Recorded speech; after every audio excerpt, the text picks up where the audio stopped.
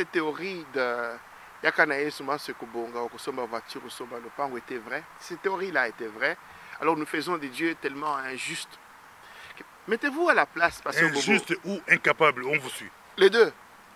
Essayez de vous mettre à la place de ces chrétiens de Massimanimba, qui vit dans une bicoque, qui n'a pas d'électricité ni d'eau potable. Il craint Dieu. Il craint Dieu, il vit selon la parole. Mais il ne sait pas, parce que le village où il est, il n'y a pas d'électricité. Il ne peut pas avoir une maison avec électricité. Il est là. Et pourtant, il doit quand même vivre la foi chrétienne. Et pendant ce temps-là, il y a un autre chrétien au Texas qui a une belle maison high-tech. Il arrive, il appuie sur un bouton, les portes s'ouvrent, il entre, son programme de la nourriture est fait en appuyant sur un bouton. Alors on fait des dieux tellement injustes. Si c'était ça l'espérance biblique, si c'est ça la foi chrétienne, alors Dieu est tellement injuste.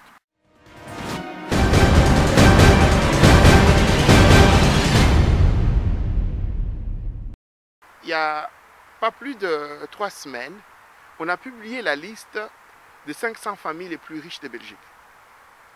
J'ai regardé sur toute la liste. Je n'ai pas trouvé les noms des pasteurs. Je n'ai pas trouvé les noms des chanteurs chrétiens les plus connus. Mais j'ai trouvé les noms des joueurs de football. Quand vous allez aux États-Unis, il y a un magazine spécialisé qui publie chaque année les hommes les plus riches du monde. Je n'ai pas trouvé T.D. Jakes, Benny Hinn, Bernard Blessing. Je n'ai pas trouvé tous ces gens-là.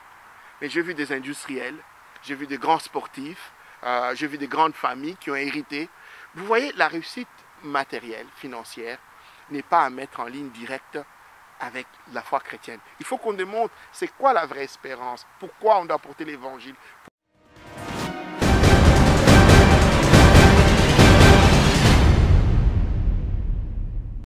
Dieu il est capable de prendre quelqu'un, de le ramasser dans la boue et lui donner un avenir.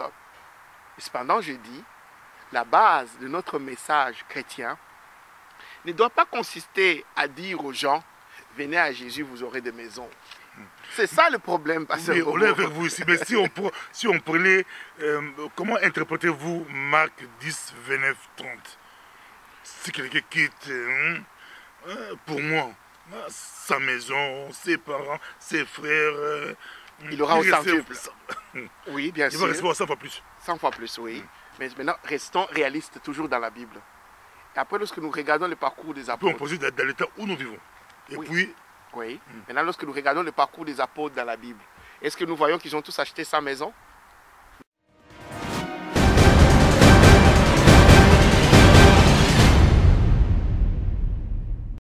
Le but de l'évangile, c'est de nous donner celui qui bénit et pas la bénédiction. Nous devons chercher celui qui bénit et pas la bénédiction elle-même. Si nous sommes avec Jésus-Christ, nous partageons une expérience glorieuse. L'espérance glorieuse, elle est éternelle. Elle n'est pas éphémère. Psaume 73 dit, la richesse et la prospérité du méchant va disparaître.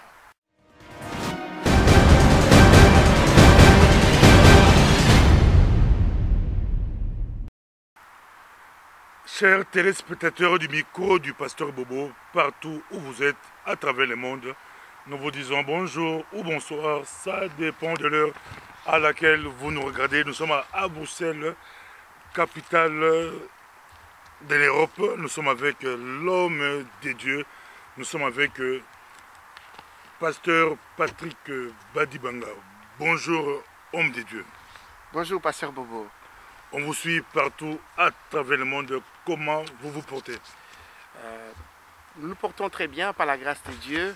Effectivement, ça fait une longue période où nous n'avons plus participé devant ces micros à des discussions et à des débats pour enrichir la connaissance du peuple de Dieu. Mais nous sommes là, nous nous portons bien. On a beaucoup de questions à vous poser. Nous sommes avec vous.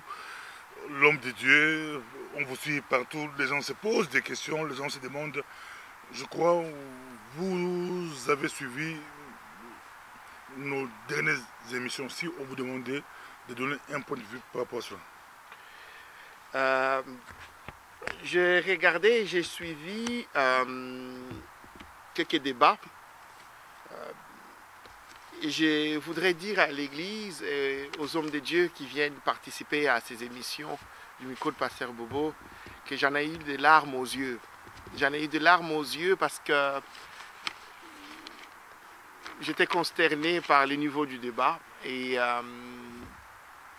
j'étais triste, j'étais fortement attristé parce que si nous passons devant ce micro et devant cette caméra, je pense que le but doit être d'attirer les gens à connaître Dieu, d'attirer les gens à servir Dieu. Nous ne devons pas leur offrir un piètre spectacle décousu et qui finalement a comme résultat de discréditer l'Évangile lui-même. L'Évangile est discrédité parce que nous nous enlissons dans des débats stériles, dans des images qui n'ont pas beaucoup d'intérêt pour la pratique de la foi chrétienne au jour le jour. Là, vous parlez du débat Frère Roger Bileli, Patrice Emmanuel. Évidemment, j'ai suivi celui-là, j'en avais des larmes aux yeux. Je me suis dit, mais quel est l'intérêt finalement de discuter la mer, c'est le peuple, c'est les nations. Bon, ça change quoi la foi chrétienne de tous les jours, la pratique de la foi chrétienne de tous les jours? Je ne comprends pas. J'ai suivi quelqu'un d'autre qui parlait de la féminité des dieux. Je me suis posé la question, mais de quoi parle-t-il finalement? Est-ce d'une description anatomique, physiologique des dieux? Alors si c'est une description anatomique des dieux, c'est complètement passé à côté. Dieu est esprit. Alors, qu'est-ce qu'on essaye de transmettre au peuple de Dieu comme connaissance pour changer sa pratique de la foi, pour l'approcher davantage du Seigneur? Je ne comprends pas.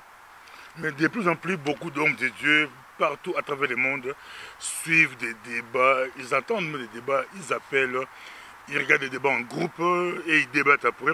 Pour eux, c'est très important, comme il y a beaucoup de il y a beaucoup de fausses pratiques, de faux pasteurs, de faux messages. Ils disent que venez au débat, confronter votre théorie. Mais par rapport à vous, comment vous dites par rapport à l'Antéchrist, vous les avez suivis, votre réaction par rapport à cela pour aller au vif du sujet d'aujourd'hui avec vous? Mais je rebondis déjà à ce que vous dites. Oui, le débat est utile. Moi-même, j'en appelle au débat s'il y a des choses qui sont contradictoires. Mais le but doit être celui de conduire le peuple de Dieu davantage à s'approcher de Dieu et conduire le peuple de Dieu à améliorer la pratique quotidienne de la foi chrétienne. Non pas de s'enliser dans un débat. Et ce que je vous dis aussi en suivant le dernier débat dont vous faites allusion, quand il est question de discuter entre frères chrétiens, il doit y avoir le respect, il doit y avoir la courtoisie, il doit y avoir l'amour même dans les propos qu'on échange. Tout ça pour attirer le peuple de Dieu à servir encore davantage les seigneurs. Mais je n'ai pas reconnu ces valeurs dans ce débat-là. Il y avait l'agressivité, il y avait l'arrogance, il y avait de l'impolitesse, il y avait un manque de courtoisie. Et cela n'honore pas l'évangile. Mais quand Patrice Emmanuel demande qu'on puisse nous démontrer si l'Autriche c'est biblique, vous, pasteur, ça change quoi la pratique de la foi chrétienne de tous les jours? Qu'il soit Jésus ou non, Seigneur. Je n'ai pas vu la réponse qu'on a donnée en face et les versets qu'on a donnés étaient hors contexte. Ne parlaient pas du Christ. Mais n'empêche, ce que j'ai retenu dans ce débat-là, moi je pense qu'il était un tout petit peu plus enrichissant, c'est de faire la part des choses, différencier entre, vous me posez la question sur l'Antichrist, je dirais, il faut différencier entre l'esprit de l'Antichrist. Dans les épîtres de Paul, il dit, cet esprit-là est déjà là, dans les églises. Mais par contre, lorsqu'il est question de l'Antichrist, on en parle dans l'Apocalypse. Mais c'est quoi l'Apocalypse? Le premier chapitre de l'Apocalypse dit, il est question de la révélation de Dieu. Si vous permettez, je peux lire. C'est le micro du pasteur Bobo. Beaucoup de personnes aiment les Écritures. Nos bien-aimés d'Angola, nos bien-aimés de partout, aux États-Unis d'Amérique, partout ils aiment, même à Faux du Sud, ils aiment les Écritures. Mais que dit la Bible? La Bible dit révélation de Jésus-Christ. Cette révélation, Dieu l'a confiée à Jésus-Christ pour qu'il montre à ses serviteurs ce qui doit arriver bientôt. Et Jésus-Christ, en envoyant son ange, l'a fait connaître à son serviteur Jean. Donc je résume en disant, Jean est sur l'île de Patmos. Dieu lui confie une révélation sous forme de vision. Ce qu'on lui demande, on lui confie comme révélation, c'est des choses qui doivent arriver. C'est la Bible qui les dit, ce n'est pas moi.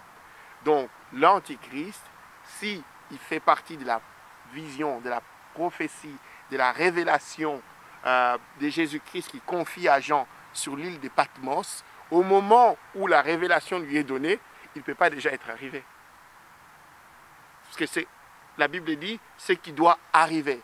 Or, quand il est question de l'esprit de l'Antichrist, les épîtres disent « il est déjà parmi vous ». Donc, il faut faire cette différence-là. C'est le seul point dans les débats qui qui avait accroché mon attention d'une manière plus positive pour enrichir la connaissance du peuple de Dieu. Mais le reste, j'en suis tout à fait désolé. Nous sommes avec vous, nous entrons directement, homme de Dieu, on vous suit partout à travers le monde. La théorie de la prospérité qui est en vogue aujourd'hui. Pasteur Patrick Badibanga, acheter, quelqu'un dit, est-ce que acheter des maisons, des belles voitures, avoir beaucoup de biens matériels, n'est-il pas synonyme de la foi chrétienne qui est en vogue aujourd'hui? Dieu vous appelle, notre Dieu est le propriétaire de tout. Et que vous avez aussi tout. Je vous disais, Pasteur Bobo, que moi, personnellement, si je participe à ces émissions, c'est dans le but d'aider le peuple de Dieu à connaître plus Dieu, à comprendre le message et à améliorer la pratique de la foi chrétienne. Je dirais d'emblée, la foi chrétienne, si elle a comme espérance de dire aux gens, croyant en Jésus-Christ, vous allez acheter des maisons, vous allez construire de belles maisons, vous allez acheter de belles voitures. Alors on passe à côté du but de l'évangile, on passe à côté du sens même de la foi chrétienne. Mais la preuve, Pasteur Bobo, lorsque vous regardez dans le monde, moi je n'ai pas l'impression que les gens qui ont le plus de biens matériels sont ceux qui ont le plus de foi. C'est déjà confondre ce que c'est que la foi chrétienne. C'est un faux message qu'il faut absolument abandonner et revoir. Et tout au long de cette émission, nous allons essayer de démontrer la vérité biblique. Nous sommes avec vous, nous allons vraiment en parler, des bénédictions. Mais parlons un peu, quand vous voyez des chrétiens des pays du Sud sont matériellement handicapés, ils n'ont pas beaucoup de biens par rapport aux chrétiens des pays du Nord. Je peux citer les pays d'Afrique, les chrétiens d'Afrique et les chrétiens d'Europe ou d'Amérique. Il y a beaucoup plus de différences. Mais comment Dieu voit les chrétiens dans son ensemble par rapport à son matériel et à son manque de matériel? Comment Dieu le voit? Mais vous voyez justement, si cette théorie de Yakanae Suma Sekubonga, Okosoma voiture, Okosoma Lopango était vraie, si cette théorie-là était vraie, alors nous faisons des dieux tellement injustes. Mettez-vous à la place, Pasteur Bobo. Injuste ou incapable, on vous suit. Les deux. Essayez de vous mettre à la place de ces chrétiens de Massimanimba, qui vit dans une bicoque, qui n'a pas d'électricité ni d'eau potable. Il craint Dieu. Il craint Dieu, il vit selon la parole. Mais il ne sait pas, parce que le village où il est, il n'y a pas d'électricité. Il ne peut pas avoir une maison avec électricité. Il est là. Et pourtant, il doit quand même vivre la foi chrétienne. Et pendant ce temps-là, il y a un autre chrétien au Texas qui a une belle maison high-tech. Il arrive, il appuie sur un bouton, les portes s'ouvrent, il entre, son programme de la nourriture est fait en appuyant sur un bouton. Alors on fait des dieux tellement injustes. Si c'était ça l'espérance biblique, si c'est ça la foi chrétienne, alors Dieu est tellement injuste et à la fois incapable de changer la situation. C'est lui qui est à Bassankoussou, qui pourtant craint son nom, mais qui vit dans une pauvreté, parce que simplement c'est un pêcheur de Bassankoussou, c'est un chasseur de là-bas, il a sa petite vie de pêcheur, il a sa petite vie d'agriculteur. Vous voyez, si c'est ça la foi chrétienne, Dieu est injuste et il est incapable. Nous sommes avec le pasteur Patrick, mais si on vous demandait, parlez-nous de la prospérité des méchants d'après Psaume 73. Vous résumez tout d'ailleurs dans ce psaume 73 là. Parce que les psaumes commencent en disant Dieu est bon pour moi, Dieu est bon pour Israël. Et cependant, je n'étais pas loin de flancher mes pas en voyant la prospérité des méchants. Mais ça dit tout. Cela veut dire que la réussite sociale, financière et matérielle n'est pas à mettre en rapport direct avec la foi chrétienne. C'est faux ce message-là, c'est pas vrai. Pour vous en convaincre, il n'y a pas plus de 3 semaines, on a publié la liste des 500 familles les plus riches de Belgique. J'ai regardé sur toute la liste. Je n'ai pas trouvé les noms des pasteurs.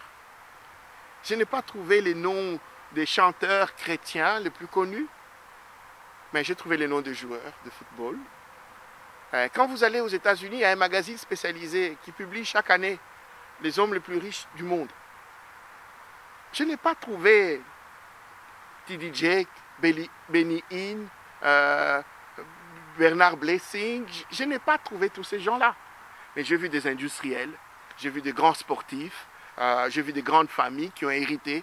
Vous voyez, la réussite matérielle, financière, n'est pas à mettre en ligne directe avec la foi chrétienne. Il faut qu'on démontre c'est quoi la vraie espérance, pourquoi on doit porter l'évangile, qu'est-ce que c'est que la foi chrétienne, quelle est l'espérance qui est liée à la foi chrétienne. En ce moment-là, les gens vivront d'une manière responsable leur foi chrétienne. Il ne faut pas les berner et les bercer dans des illusions qui ne se réaliseront jamais. Quelqu'un qui accepte Jésus-Christ doit s'attendre à quoi? Et puis si j'ajoutais aussi par la même occasion l'espérance chrétienne. Un slogan, c'est quoi l'espérance chrétienne? C'est ça le fondement de notre message et le but même de pourquoi on fait cette émission. C'est pour ceux qui nous entendent, comprennent pourquoi ils doivent croire en Dieu, pourquoi ils doivent croire en Jésus-Christ. Parce qu'autrement, si nous reprenons ce que vous disiez avant, si le but de l'évangile et de la foi chrétienne, c'est pour qu'on arrive à acheter des maisons, qu'on arrive à construire de belles maisons, acheter de belles voitures, alors qu'est-ce que je dirais alors si le Seigneur permettait aujourd'hui que je croise Bill Gates et que je dois lui apporter l'évangile? Je vais lui dire quoi? Crois en Jésus-Christ, tu vas acheter une voiture? Mais il en a déjà. Je vais même à Bill Gates, je vais trop loin. Revenons juste ici en Belgique.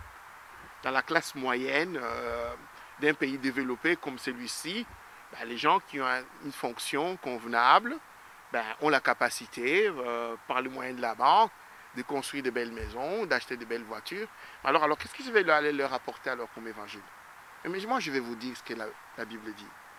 La Bible dit, tous sont péchés et sont privés de la gloire de Dieu. Et nous pouvons tourner alors rapidement dans Colossiens pour voir ce que la Bible dit. La Bible dit ceci. Et c'est ça le sens même de la prédication de l'évangile. Et c'est ça le sens de la foi chrétienne.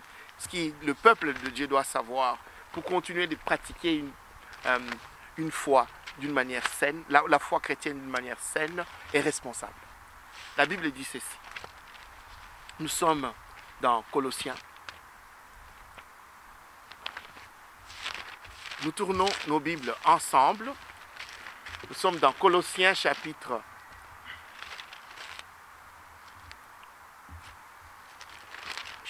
1. Je commence au 21e verset. La Bible dit, « Or, vous, autrefois, vous étiez exclus de la présence de Dieu.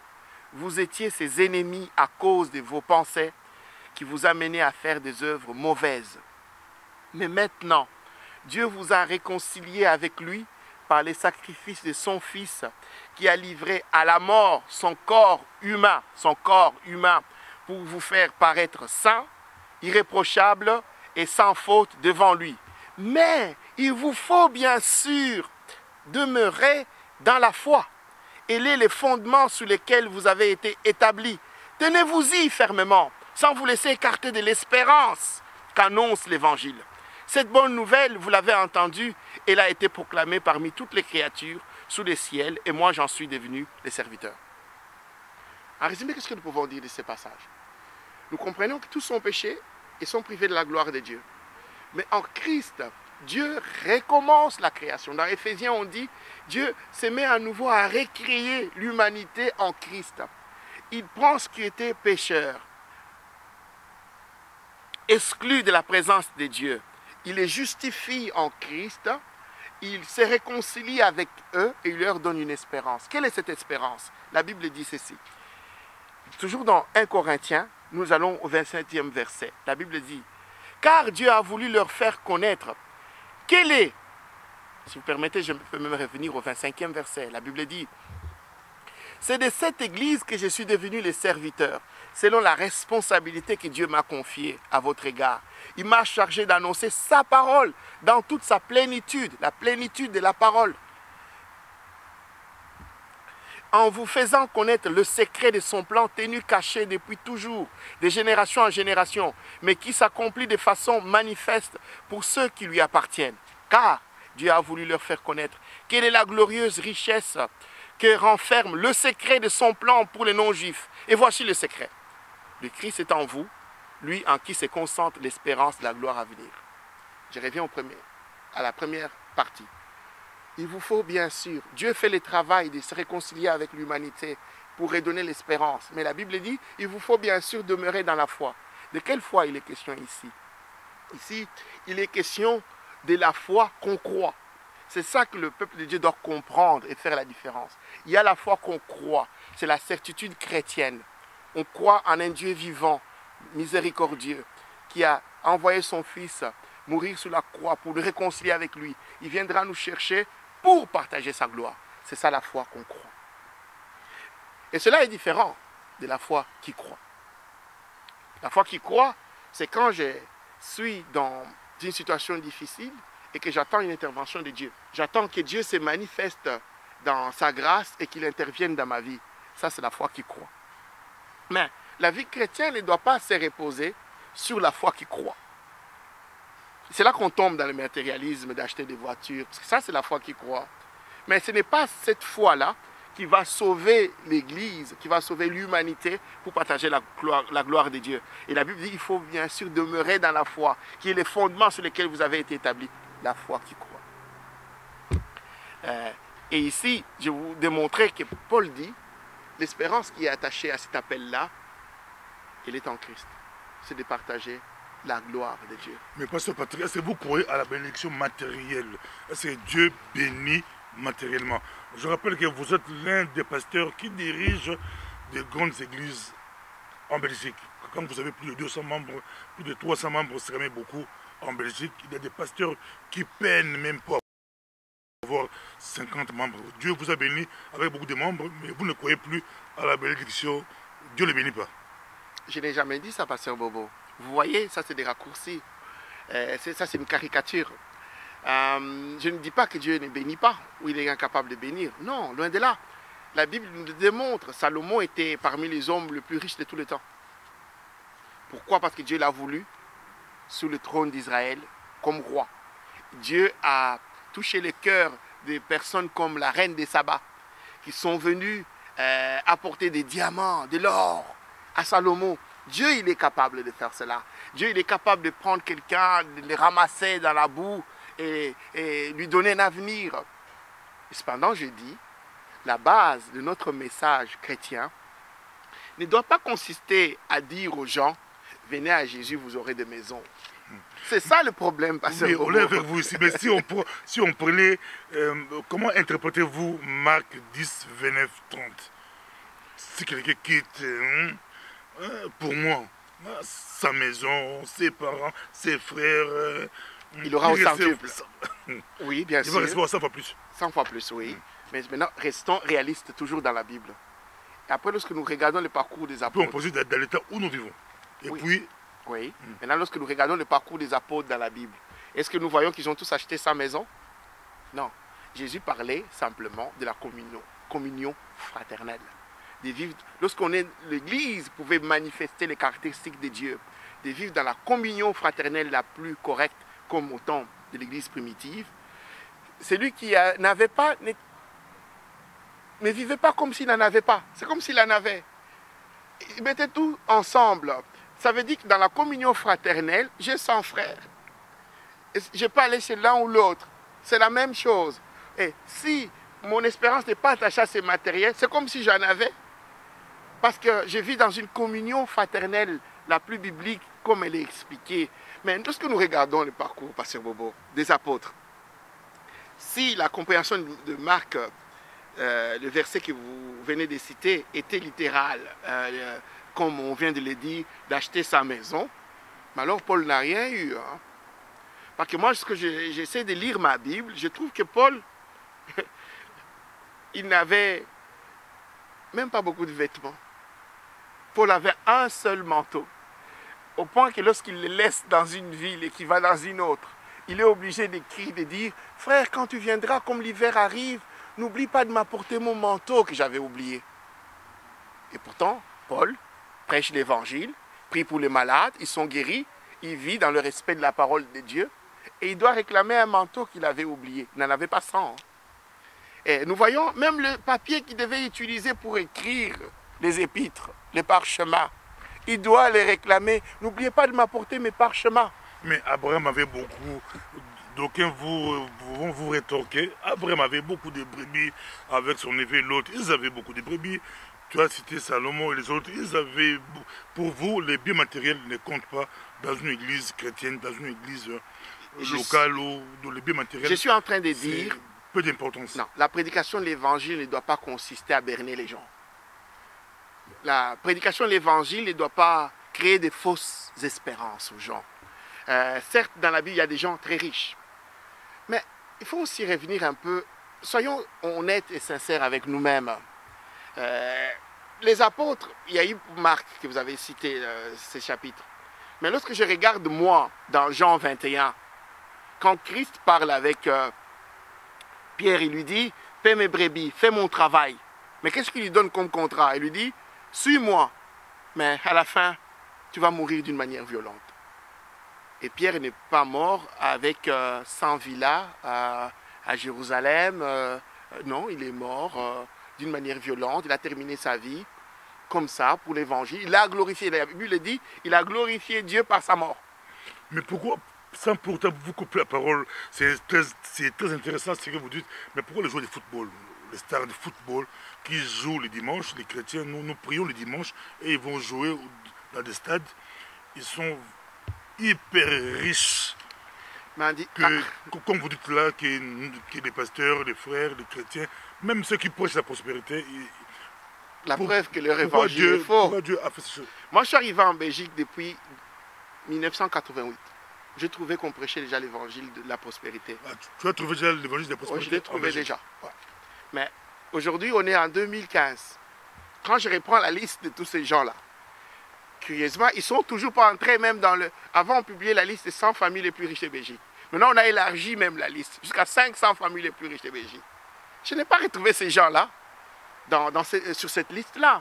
C'est la preuve que c'était... Pourquoi? Parce que moi, je vais vous dire, Pasteur Bobo, Dieu est capable de bénir. Matériellement. Mais le but de l'évangile, c'est de nous donner celui qui bénit et pas la bénédiction. Nous devons chercher celui qui bénit et pas la bénédiction elle-même. Si nous sommes avec Jésus-Christ, nous partageons une expérience glorieuse. L'espérance glorieuse, elle est éternelle. Et elle n'est pas éphémère. Psaume 73 dit, la richesse et la prospérité du méchant va disparaître. Les joueurs de football, ils font des efforts. Ils sont dans des clubs. Ça dépend où ils jouent d'abord. Hein. Et il n'y a pas que des joueurs de football. Mais toi, comme pasteur, tu n'es pas impressionné? Je ne suis pas impressionné du tout. Votre idée. Ouais, je ne suis pas impressionné. Je voulais juste vous dire, nous sommes arrivés en 88 en Belgique. Il y a des gens qui étaient dans les études. Il y a des gens qui étaient dans des jobs. Il y en a qui ont privilégié les jobs plus que les études. Ben, c'est aussi une évolution normale. Certains ont fait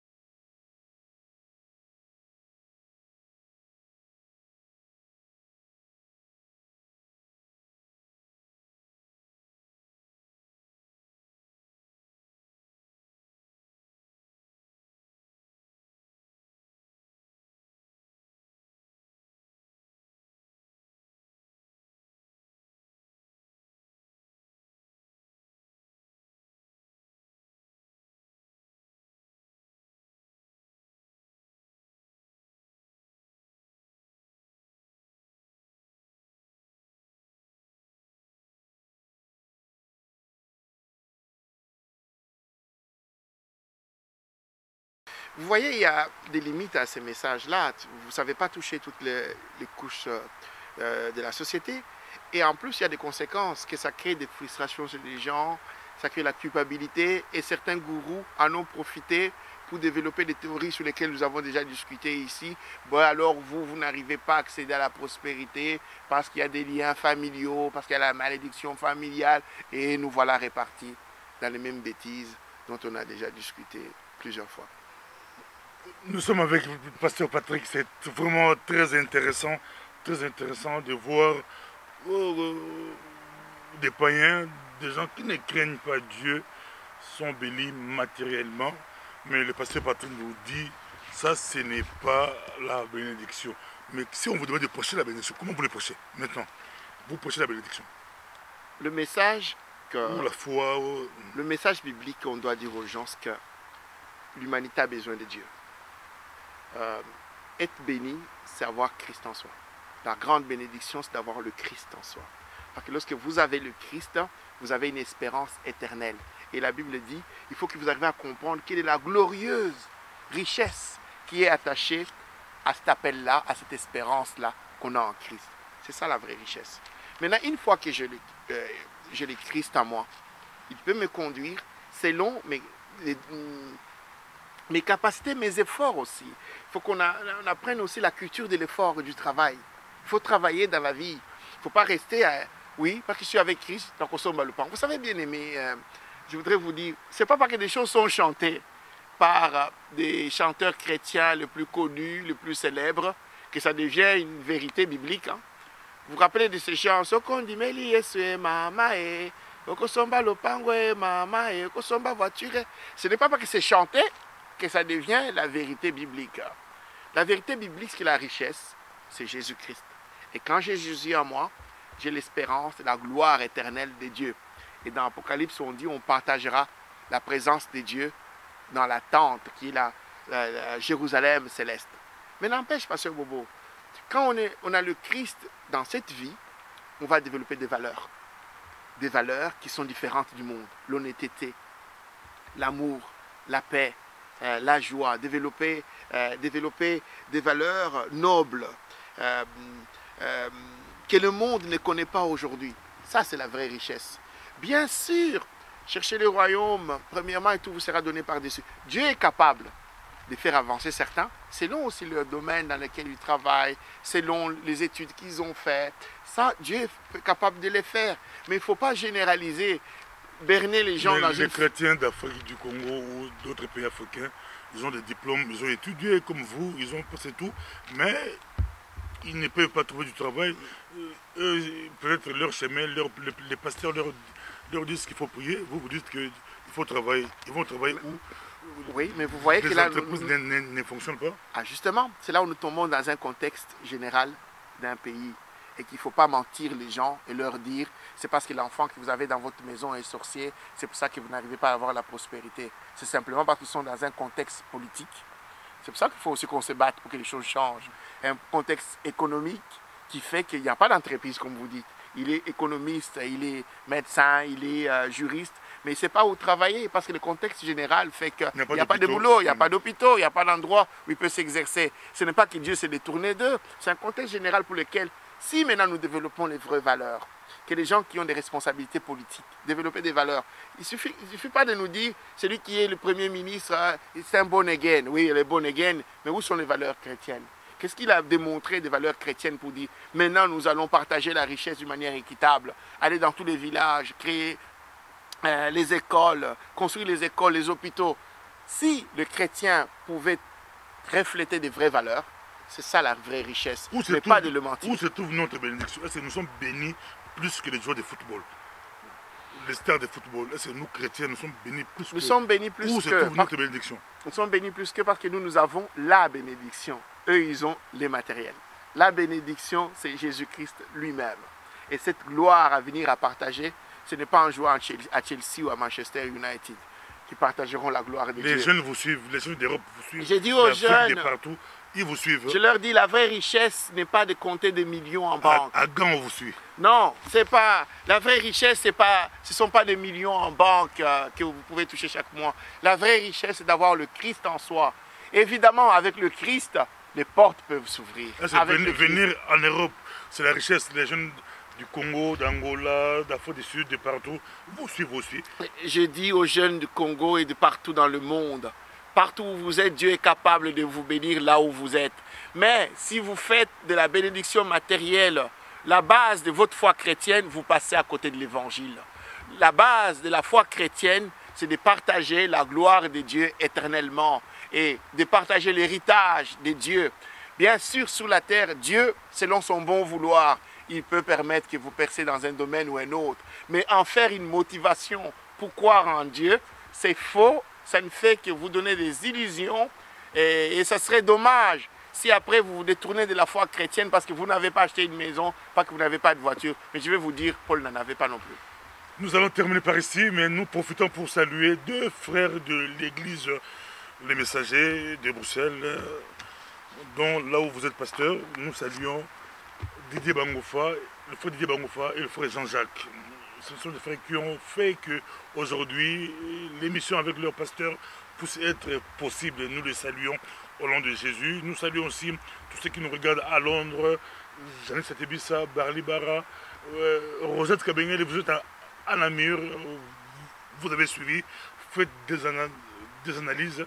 Vous aimez beaucoup plus les émissions du pasteur Patrick. Nous attendons vos analyses. Pasteur Patrick, on vous laisse vraiment 3-4 minutes pour convaincre. Il y a des pasteurs qui vous suivent. S'ils peuvent recadrer leur message, vous allez leur dire quoi par rapport à la bénédiction? Quel message de bénédiction prêcher?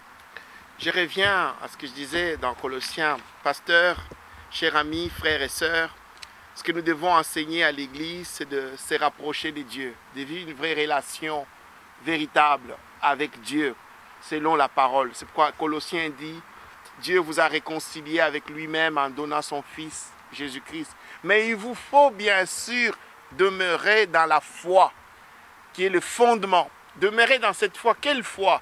La foi qu'on croit, la foi de la parole éternelle, la foi de l'espérance, de la gloire de Dieu. C'est ça la vraie richesse. Le matériel, ça passera. Il y a des gens qui en ont aujourd'hui qui n'en auront pas demain. Il y en a qui en ont jusqu'à leur mort et qui vont mourir et laisser tous ces biens-là et qui seront dans la mort éternelle, dans la perdition éternelle. Si vous voulez prêcher la bénédiction, prêchez Jésus-Christ. C'est lui qui bénit. Ne prêchez pas la bénédiction, prêchez celui qui bénit, c'est Jésus-Christ. Mais ne centrez pas votre message sur les biens matériels. Mais centrez votre message sur la foi qui sauve, qui nous amène à vivre sous la tente éternelle avec Dieu lui-même. Je crois que c'est celle-là la vraie bénédiction. C'est cette espérance-là que les apôtres ont partagée et ont pu accepter de mourir au nom de l'Évangile. Ils n'ont pas cherché à avoir de belles villas en Espagne ou à Miami. Ce n'est pas un péché d'en avoir si Dieu vous en donne la capacité. Mais ne courez pas après ces biens-là. Mais cherchez surtout la gloire de Dieu, la présence de Dieu en vous. Que Dieu vous Merci, bénisse. homme de Dieu. C'est très profond. Vous nous démontrez que malgré leurs richesses, malgré les Bill Gates et les autres, ils ont des milliards, nous les dépassons, nous comme chrétiens. Et ils ont besoin de l'évangile. Nous avons Jésus-Christ. Ah oui, parce qu'ils ont besoin de l'évangile aussi. Donc la richesse matérielle, elle est bien. Elle permet même parfois de faire avancer le royaume de Dieu en payant les billets des hommes de Dieu, à les prêcher, tout ça, oui. Mais si notre motivation de croire en Dieu, c'est pour avoir ces choses-là, nous avons raté. Donc, donnez 10 euros, vous allez gagner 1000 euros. C'est du faux message. C'est un mensonge, c'est pour berner les gens, pour manipuler les gens. Apprenons les gens à rester attachés à Dieu, à vivre la parole de Dieu.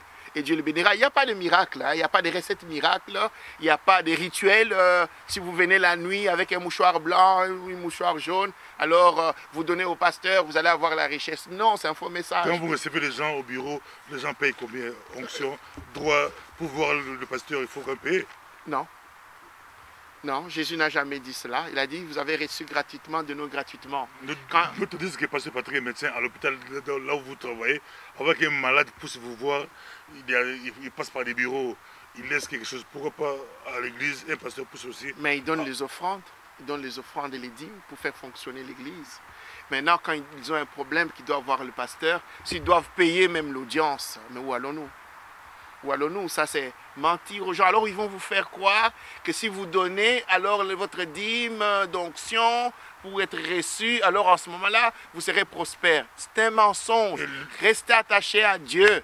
Et Dieu sait ce qu'il faut faire pour que vous soyez bénis.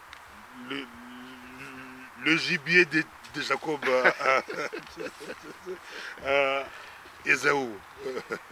D'Ésaü à Jacob, pour recevoir la bénédiction, c'est une mauvaise interprétation. Aujourd'hui, je crois que le sacrifice éternel a été fait. C'est le Christ lui-même. Il s'est donné comme sacrifice pour nous permettre d'accéder à la présence de Dieu.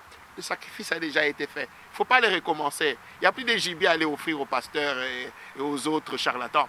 Ce qu'il y a maintenant, c'est donner sa vie comme un sacrifice vivant à Dieu lui-même. C'est vous qui êtes un sacrifice. Donnez-vous à Dieu. Et c'est Dieu qui bénit. Ce n'est ni pasteur tel, ni bishop tel, ni patriarche tel. Je ne sais même pas où il ramasse tous ces noms-là. Je ne comprends pas, je n'ai jamais vu ça dans la Bible, qu'il fallait appeler des gens des patriarches maintenant, des premiers ministres d'onction, des choses. C'est des banalités, des faussetés. Mais attachez-vous à Dieu, offrez-vous à Dieu comme un sacrifice vivant. C'est ça qui compte devant Dieu. Vivez l'évangile, vivez la parole, vivez la vérité. Alors vous connaîtrez la vraie bénédiction, la présence de Dieu. Le matériel, ça viendra selon le travail que vous faites. Donnez-vous à Dieu, Dieu vous orientera, vous donnera les capacités. J'encourage à nos jeunes de faire des études, de travailler, d'avoir une culture de travail, de bosser dur. Il faut bosser dans la vie. Pas compter que sur les jeûnes et des prières, c'est des mensonges. Bossez, attachez-vous à Dieu, comptez sur lui, il vous bénira.